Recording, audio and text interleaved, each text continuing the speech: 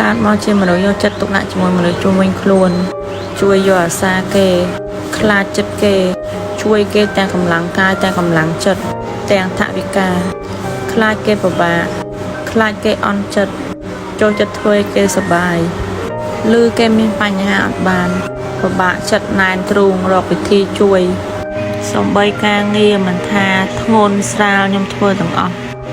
ជាស្រីផងជាប្រុសផងតម្រូវចិត្តគេផ្គាប់ចិត្តគេនិយាយទៅចេញមុខដោះស្រាយគ្រប់រឿងហ្មងទាំងពេលខ្លះអត់មានលទ្ធភាពអីសោះប៉ុន្តែរយៈពេលប្រហែលចុងក្រោយនេះគឺខ្ញុំមានអារម្មណ៍ថាខ្លួនឯងបានផ្លាស់ប្ដូរទាំងស្រុងខ្លាចទៅជាមនុស្សអាត្មានិយមខ្ញុំអត់ចង់សួរនាំដឹងឮរឿងអ្នកណាគេទាំងអស់ខ្ញុំប្រែទៅជាស្ងប់ស្ងាត់ពីព្រោះតែភាពអាត្មានិយមខ្សែលើរបស់អ្នកដទៃបោះបង់ខ្ញុំចោលមិនដែលសួរនាំសុខទុក្ខការមើលងាយមើលស្រាលមិនឲ្យតម្លៃជាពិសេសនៅពេលដែលខ្ញុំបាត់បង់គ្រប់យ៉ាងមួយរយៈនេះអ្នកខ្លះក៏បដូរចរិតទៅអ្នកខ្លះក៏បោះបង់ខ្ញុំចោលទៅពីព្រោះតែខ្ញុំមិនអាចផ្ដល់ប្រយោជន៍ឲ្យគេសម្ពាធផ្លូវចិត្តការបាក់ទឹកចិត្តនិយាយទៅបានផ្លាស់ប្ដូរខ្ញុំទាំងស្រុងប៉ុន្តែអត់អីទេនិយាយទៅធ្វើឲ្យខ្ញុំបានស្គាល់បានឃើញច្បាស់ដូច្នេះបើសិនជាថ្ងៃក្រោយទៅខ្ញុំមានរឿងល្អមានភាពជោគជ័យមកវិញគឺខ្ញុំសូមមិនចែករំលែកទៀតទេខ្ញុំអត់ស្មោះត្រង់អស់ពីពោះទៀតទេមនុស្សស្មោះត្រង់ពេកគេមើងងាយខ្លាំងមេរៀនលើកនេះគឺថាធំមែនតើខ្ញុំទទួលបានបទពិសោធន៍ខ្លាំងមែនតើ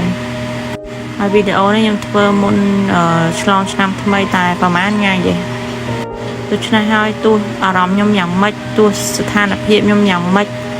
មិនតបានកែប្រែទៅជាល្អយ៉ាងម៉េចក៏ខ្ញុំនឹងព្យាយាមធ្វើអ្វីថ្មីសម្រាប់ខ្លួនឯងស្អប់ខ្ញុំក៏ដោយស្រឡាញ់ខ្ញុំក៏ដោយគឺខ្ញុំឡើងខ្វល់ហើយគេគ្រប់គ្នាស្រឡាញ់ខ្លួនឯងជាងអ្នកដទៃប្លែកអីតែខ្ញុំស្រឡាញ់អ្នកដទៃជាងខ្លួនឯង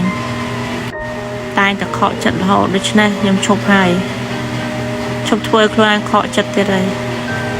ដើមស្រឡាញ់ខ្លួនឯងខ្ញុំឡើងខ្វល់អ្នកណាគិតអីលើខ្ញុំទៀតហើយពីព្រោះគេអាចស្រឡាញ់ខ្លួនគេបានគេអាចអាត្មានិយមបានចុះហេតុអីខ្ញុំធ្វើដើម្បីខ្លួនឯងអត់បាន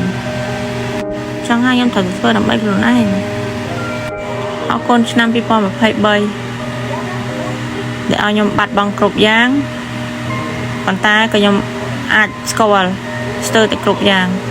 ស្គាល់ពីធាតុពិតនឹងបានផ្ដល់មេរៀនជីវិតដ៏ច្រើនសម្រាប់ចងចាំ